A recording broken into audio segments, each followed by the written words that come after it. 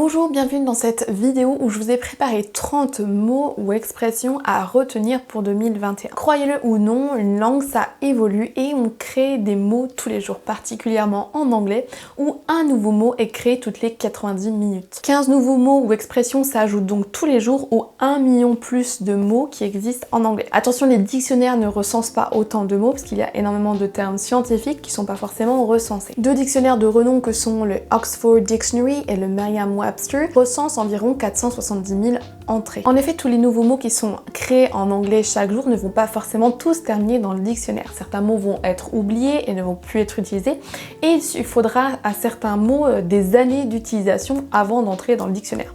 C'est le cas de l'acronyme OMG, Oh My God, qui a mis plus de 15 ans à avoir une place dans le dictionnaire. Alors comment les mots sont-ils créés? Il y a certaines langues qui ont une capacité à créer des nouveaux mots plus grande que d'autres.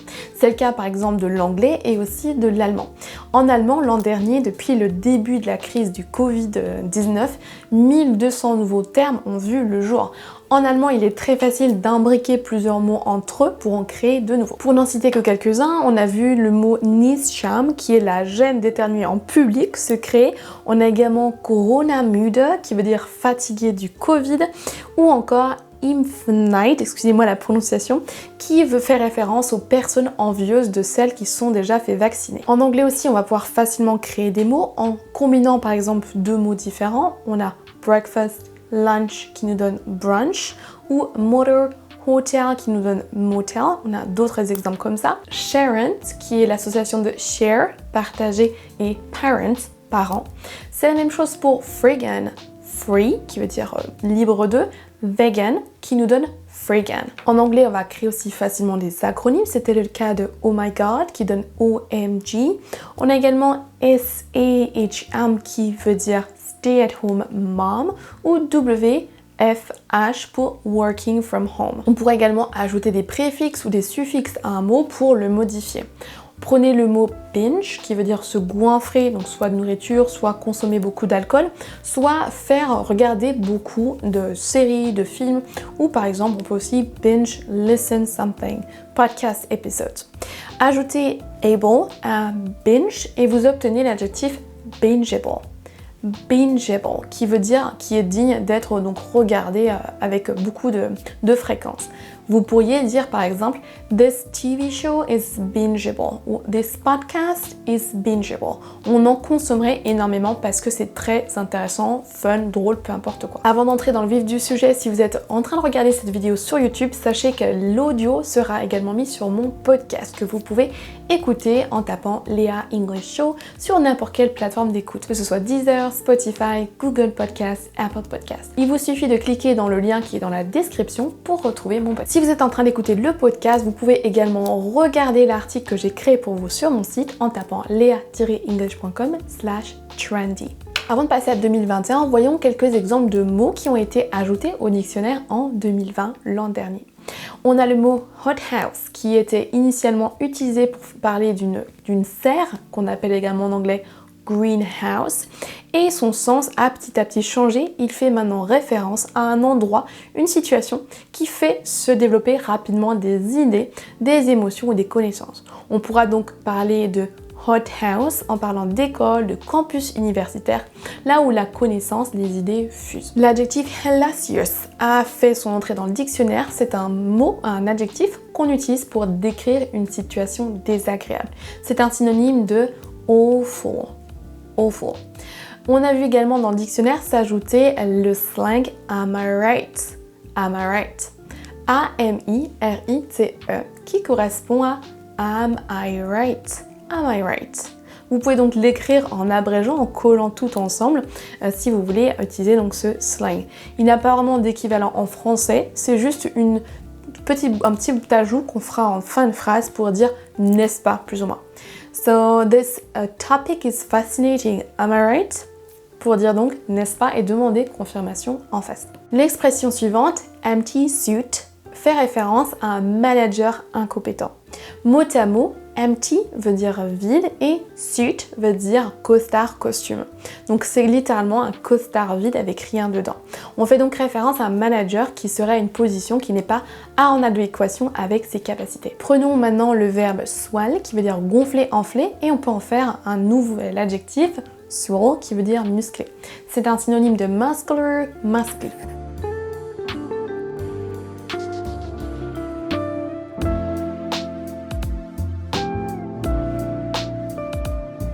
Passons maintenant aux expressions qui ont été soit créées cette année, qui vont être beaucoup utilisées, ou qui sont utilisées depuis quelques temps, mais qui sont très relevant pour l'année 2021. Le premier qui a vu le jour il y a peu de temps par rapport au coronavirus est long hauler.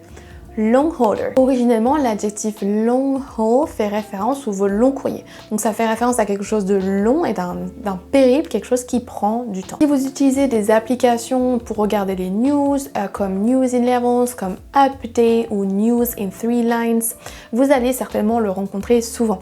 Ce terme long hauler fait référence aux personnes qui ont contracté le Covid et qui ont des symptômes sur le long terme. Si vous voulez savoir quelles autres applications je recommande, je vous conseille de regarder cette vidéo où je vous en présente 10 que j'aime particulièrement. On retrouve cette expression long haul dans l'expression complète to be in for the long haul. To be in for the long haul, qui veut dire être engagé dans quelque chose sur la durée. On a ensuite le mot bubble, bubble, qui veut initialement dire une bulle et qui a pris un sens nouveau avec le Covid. Si on prend la définition de ce mot bubble, la nouvelle utilisation qu'on en fait maintenant, c'est la suivante. A cluster of people outside of your household with whom you feel comfortable spending time during the pandemic. Donc cette idée-là de bubble, maintenant, a home bubble, c'est un ensemble de personnes avec qui vous êtes en bon terme, avec qui vous vous sentez en confiance pour passer du temps. Par exemple, my own bubble are my parents, my sister, my family that lives here.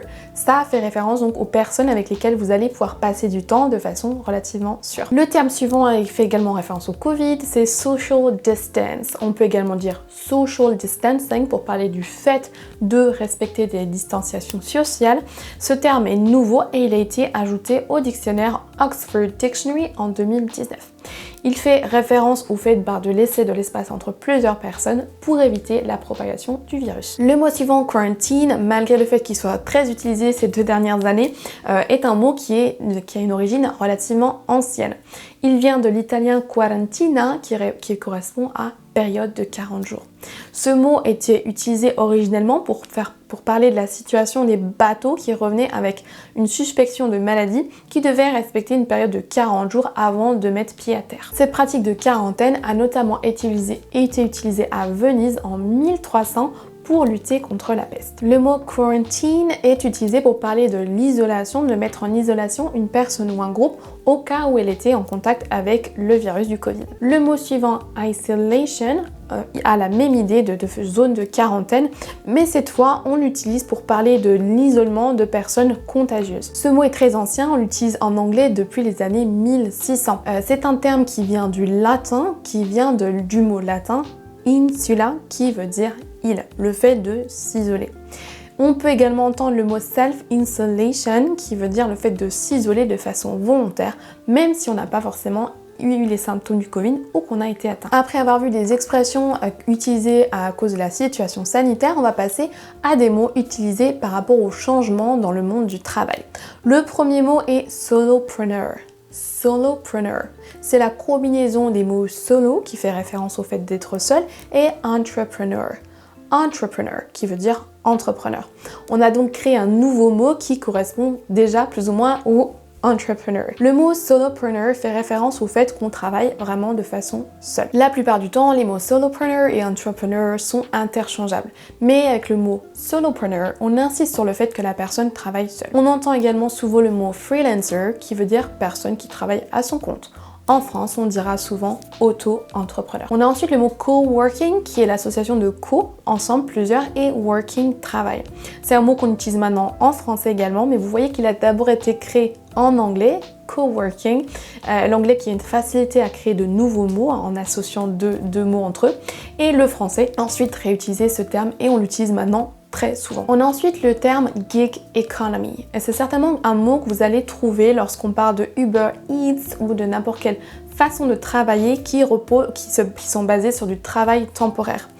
Dans ce genre d'économie, de gig economy, les gens sont amenés à faire des petites missions, à travailler sur des tâches séparées les unes des autres et sont payés individuellement plutôt que de travailler pour un seul employeur. On verra également le terme gig worker qui fait référence aux personnes qui travaillent dans ce système de travail temporaire comme c'est le cas dans les applications comme Uber Eats et compagnie. Passons maintenant à des mots liés à Netflix et Internet en général. On retrouve ici binge qu'on a vu tout au début mais on l'associe avec watch. To binge watch. To binge watch qui veut dire donc regarder plein d'épisodes et se faire un marathon de séries, un marathon de films. On n'a pas vraiment d'équivalent en français, donc là il va falloir que pour traduire ce concept de binge watch, il va falloir faire des phrases plus complexes, plus longues on va dire en tout cas en français. Ce mot est relativement récent. Il date de 1996. Le verbe binge, seul, lui date de 1854, donc c'est un terme assez ancien, qui faisait initialement référence à l'absorption d'alcool de façon excessive. Au fur et à mesure des années, ce verbe binge fait donc référence à tout ce que vous pouvez faire plus ou moins en excès. Que ce soit boire de l'alcool, manger trop, regarder des séries, faire du sport ou même faire du nettoyage. J'ai vu récemment un article qui parlait de binge cleaning. Pour faire référence au fait qu'on va nettoyer à fond sa maison sans s'arrêter. On peut donc utiliser le verbe binge seul pour faire référence à l'excès de quelque chose.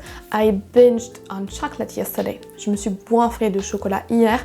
Et on peut aussi l'associer à d'autres verbes comme binge watch, binge write, binge eat, binge listen.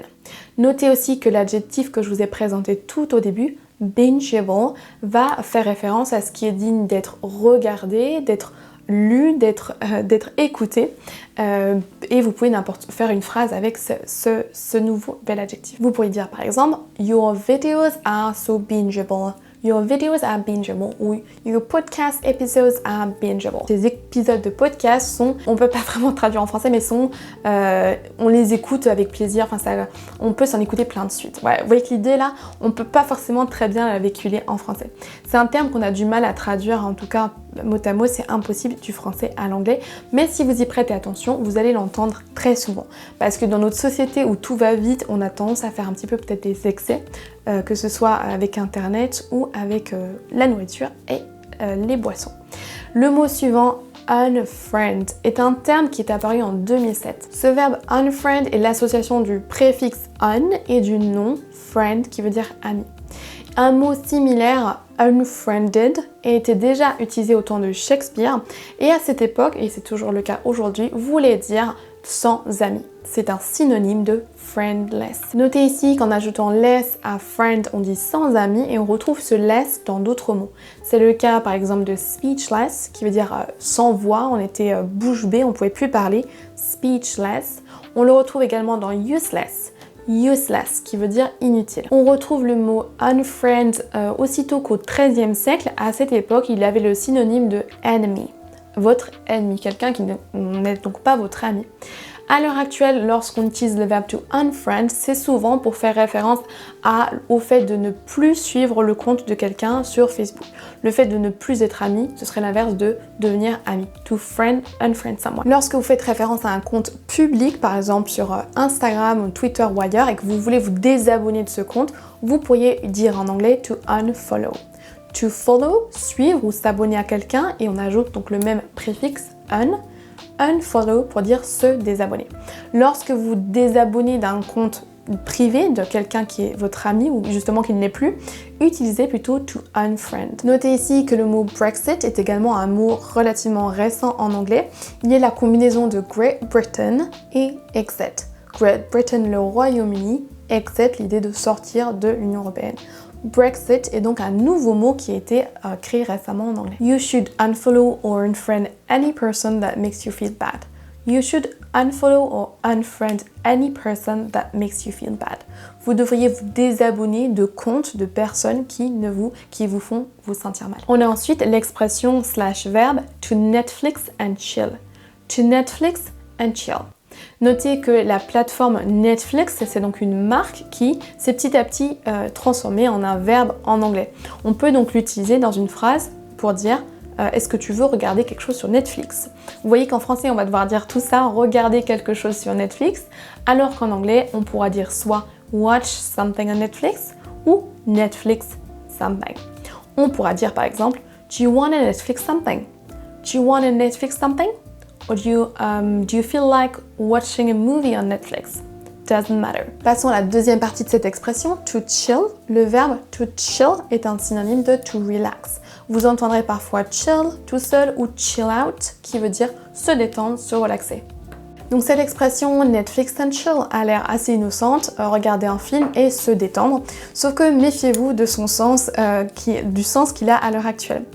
À l'origine, donc cette expression voulait vraiment dire se regarder un petit film et tranquillement se détendre devant Netflix, mais 2 ans après l'apparition de Netflix en 2011, l'expression Netflix and chill a été utilisée sur Twitter et a petit à petit perdu son sens originel. À force d'être utilisée et à force de sous-entendus, cette expression en 2015 s'est transformée en un sous-entendu à connotation sexuelle.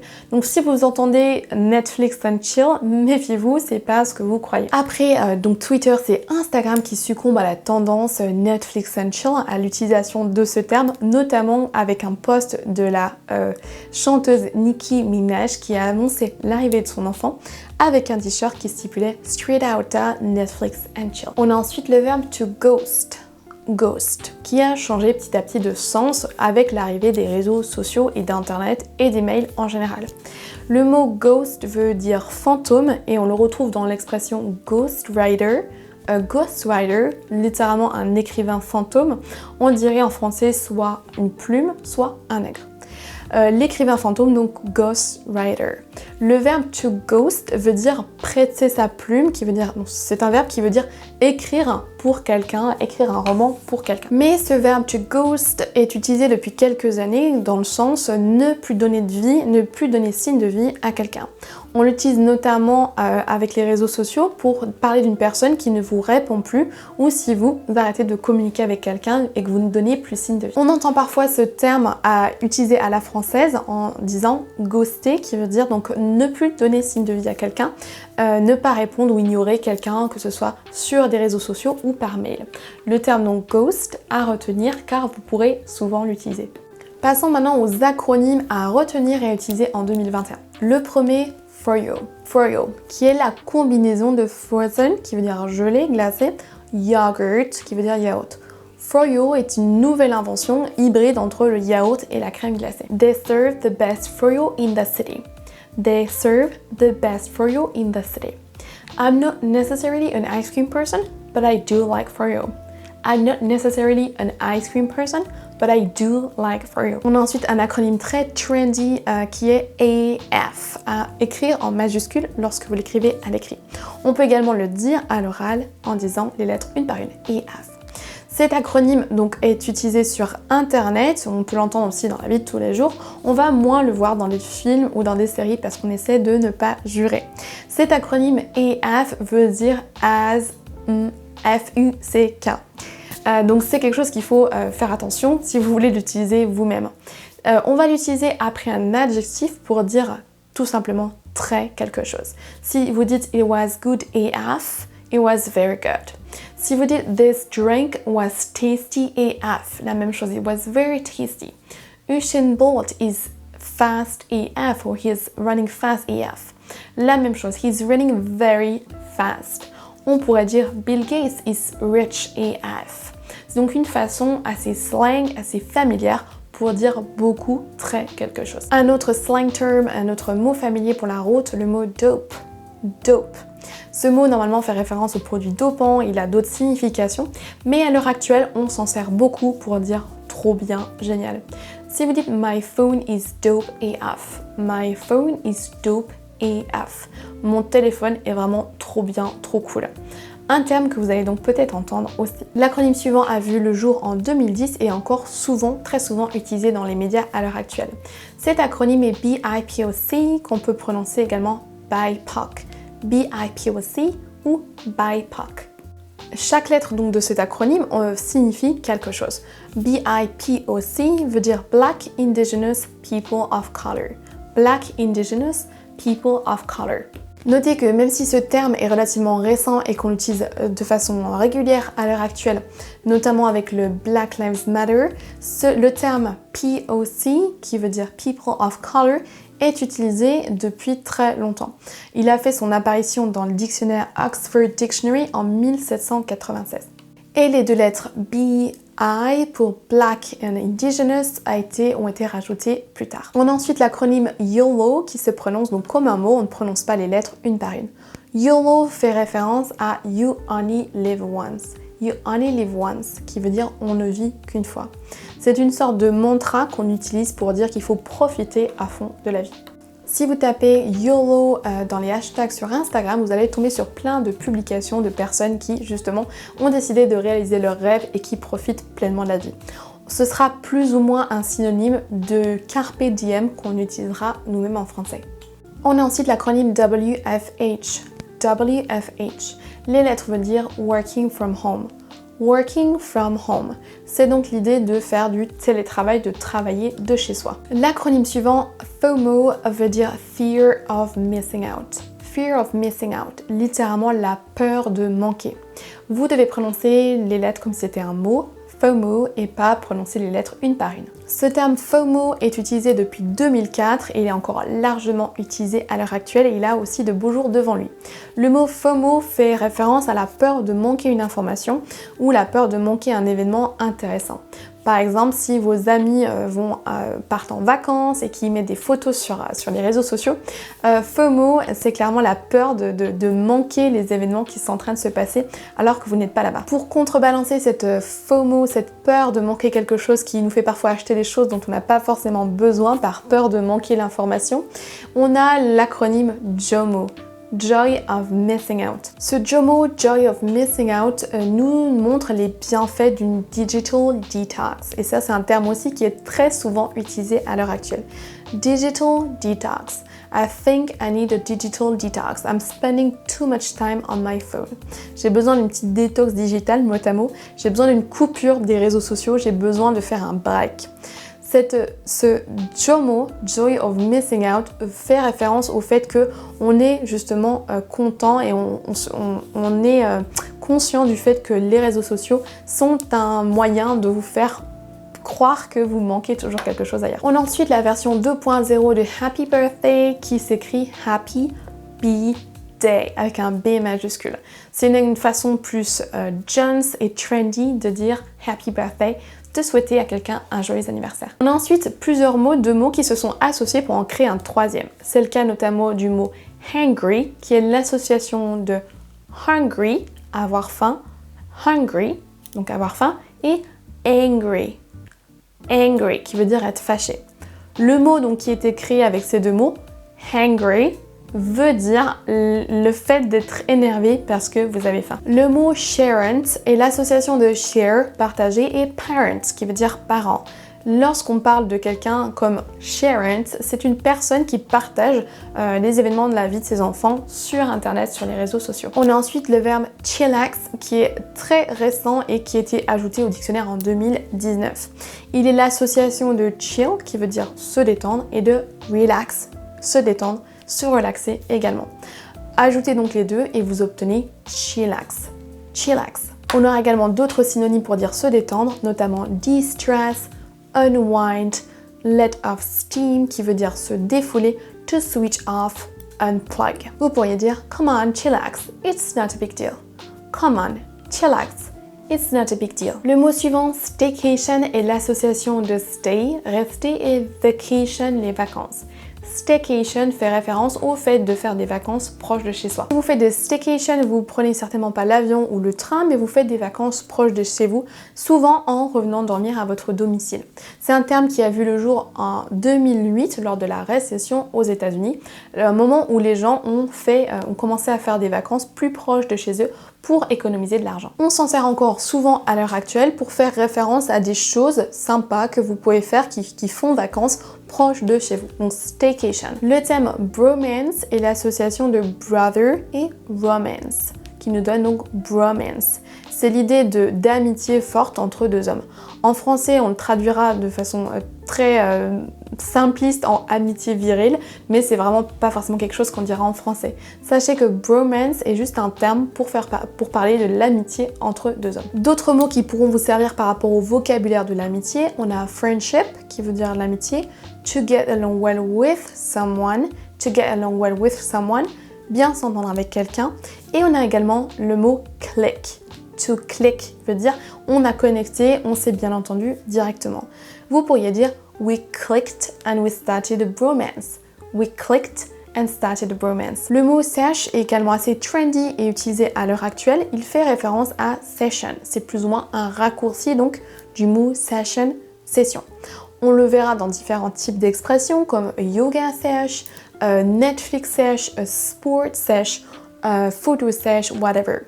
Chaque fois que vous mettez quelque chose devant sesh, vous pouvez le traduire par session quelque chose. Une session Netflix, une session yoga, une session de sport. Let's have a quick sport sesh before heading to work. Let's have a quick sport sesh before heading to work. Et si on se faisait une petite séance de sport avant d'aller au boulot? My yoga and meditation sesh is vital to stay strong and healthy. My yoga and meditation sesh is vital to stay strong and healthy.